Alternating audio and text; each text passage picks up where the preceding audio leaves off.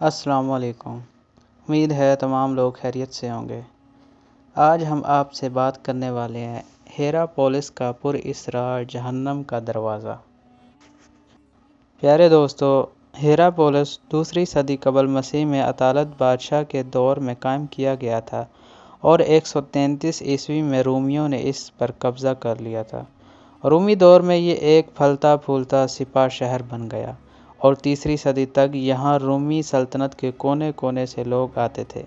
اس شہر کی کامیابی آج بھی عیاں ہے اور اس کا شاندار آرچ گیٹ، اس کی مرکزی شاہراہ اور اس کا ایمپی تھیٹر سب مقامی ٹروٹائن پتھر کے بنے ہیں جو سخت گرمیوں میں سورج کی کرنوں سے چمک اٹھتے ہیں۔ یونیورسٹی آف سدرن کیلیفورنیا کی ماہر آثار قدیمہ ڈاکٹر سارا یومانز کہتے ہیں کہ یہاں پر گرم پانی کے چشمے اس شہر کی بنیاد تھے۔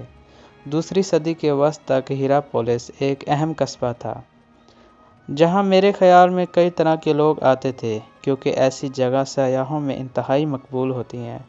مگر ہیراپولس کی رومی سلطنت میں ایک اور قدرے منفی وجہ شہرت یہ بھی تھی، اس مقام کو جہنم کے گیٹ پر سمجھا جاتا تھا۔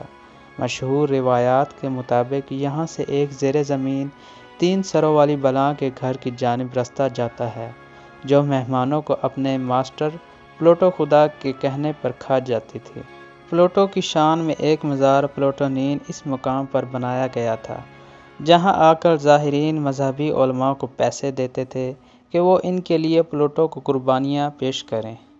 اس وقت کے مصنفین جن میں پلنی دی ایلڈر اور یونانی فلسفی سٹرابو شامل ہیں، ان قربانیوں کو بیان کرتے ہوئے انہیں ایک خوفناک منظر کے طور پر پیش کرتے تھے۔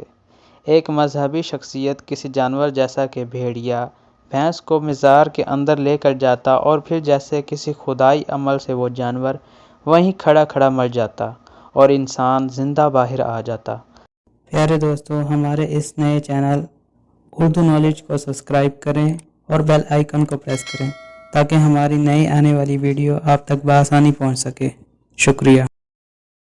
سٹرابو لکھتے ہیں کہ میں نے اس میں 13 چڑیاں پھینکی اور وہ فوراً مر گئی۔ آج جب آپ پلوٹونین کی سیر کرتے ہیں تو ایسے مناظر کے اصلی ہونے کو ماننا ذرا مشکل لگتا ہے۔ دریافت کے بعد اسے بے حال کیا گیا ہے اور اب یہ ایک پرسکون مقام ہے جہاں سے چمکتا پانی بہتا ہے اور اس میں سے معدنیات کی جھاگ اوپر کی طرح بنتی ہے۔ یہاں پلوٹو کا ایک مجسمہ بنایا گیا ہے۔ میرا خیال تھا کہ یقیناً یہ کہانیاں گھڑی گئی ہیں کیونکہ مذہبی انسان کیسے واپس زندہ آ جاتا ہے۔ جرمنی میں یونیورسٹی آف ڈوسبرگ ایسن کے بائیولوجسٹ ہارڈی فانس کو بھی یہی سوال تنگ کرتا تھا۔ وہ کہتے ہیں کہ جب میں اس جگہ کے بارے میں تاریخی مناظر پڑھتا تھا تو میں سوچتا کہ کیا اس کی کوئی سائنسی وجہ ہو سکتی ہے، کیا یہ کسی آتش فشاں کا وینٹ ہو سکتا ہے۔ اپنے اس خیال کو ٹیسٹ کرنے کے لیے فانس سن 2013 میں ہیراپولس گئے۔ ہمیں نہیں پتہ تھا کہ ہمیں وہاں کیا ملے گا۔ ہو سکتا تھا کہ یہ سب خیالی ہوتا، لیکن اتنا جلدی جواب حاصل کرنے کی امید نہیں رکھے ہوئے تھے، مگر انہیں جیسے فوراً ہی جواب مل گیا۔ انہوں نے اندر جانے کے راستے کے قریب درجنوں مرے ہوئے جانوروں کے ڈھانچے دیکھے، چوہے، چڑیاں، پرندے اور کئی قسم کے کیڑے مکوڑے۔ ہمیں معلوم ہوتا تھا کہ اس کا مطلب ہے کہ کہانیاں سچی ہیں۔ جب فائنز نے وہاں کی ہوا ٹیسٹ کی تو انہیں خطرناک حد تک ہوا میں کاربن ڈائی آکسائیڈ ملی۔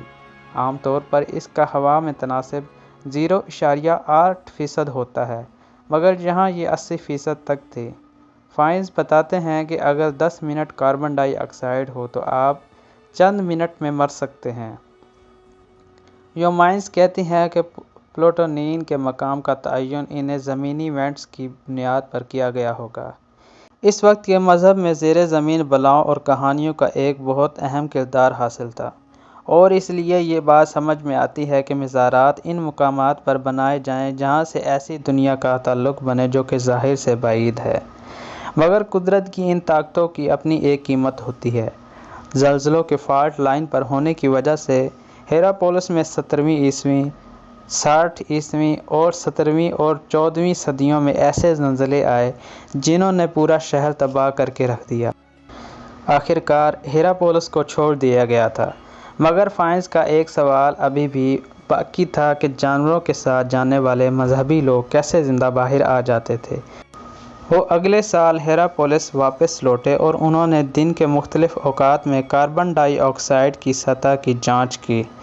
دن کے وقت جب گرمی زیادہ ہوتی تھی تو کاربن ڈائی آکسائیڈ خارج ہو جاتی تھی، مگر رات کو ٹھنڈی ہو کر یہ زمین پر ایک تہہ بنا لیتی تھی، جیسے کہ زمین پر اس کی ایک مہلک جھیل ہو۔ جب جانور اندر جاتے تھے تو ان کے ناک زمین کی جانب ہوتے تھے اور انسان جو ساتھ کھڑے ہوتے تھے وہ اونچی سطح پر سانس لے رہے ہوتے تھے، اسی لیے انسانوں پر کاربن ڈائی آکسائیڈ کم اثر کرتی تھی۔ تو کیا یہ مذہبی علماء کی پیسے بٹورنے کی سازش تھی، یا وہ اصل میں یہ سمجھتے تھے کہ وہ خداؤں سے بات کر رہے ہیں؟ کمنٹ سیکشن میں ہمیں اس بارے میں ضرور آگاہ کیجیے گا۔ یومائنز کہتے ہیں کہ اس میں کوئی شک نہیں کہ پلوٹونین میں قربانیاں دینا ایک اہم کاروبار تھا۔ ہو سکتا ہے کہ کچھ سچ میں یہ سمجھتے ہوں کہ خدا نے انہیں مزار کے اندر بھی بچا لیا ہے، جبکہ کچھ اسے کوئی قدرتی عمل سمجھتے ہوں۔ فانز کہتے ہیں کہ آج میں اس کے گیٹ پر کھڑا ہوتا ہوں اور مجھے پتہ ہے کہ اندر کاربن ڈائی آکسائیڈ ہے، تو مجھے لگتا ہے کہ ہم نے ایک قدیم معمہ سلجھا دیا ہے۔ ایک بہترین احساس ہوتا ہے۔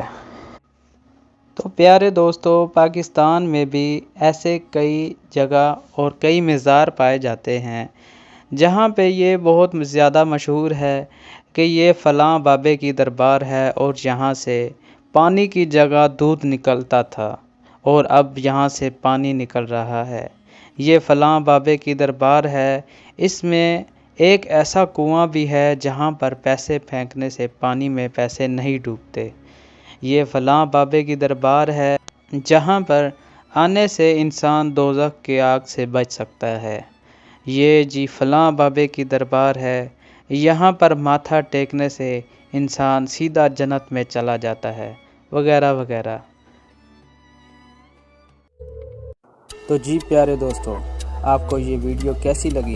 کمنٹ سیکشن میں اپنی رائے کا اظہار ضرور کریں۔ اس ویڈیو کو لائک کریں، شیئر کریں اور اس چینل کو سبسکرائب بھی کریں۔ اب ملتے ہیں ہم اپنی اگلی ویڈیو میں، تب تک کے لیے اللہ حافظ۔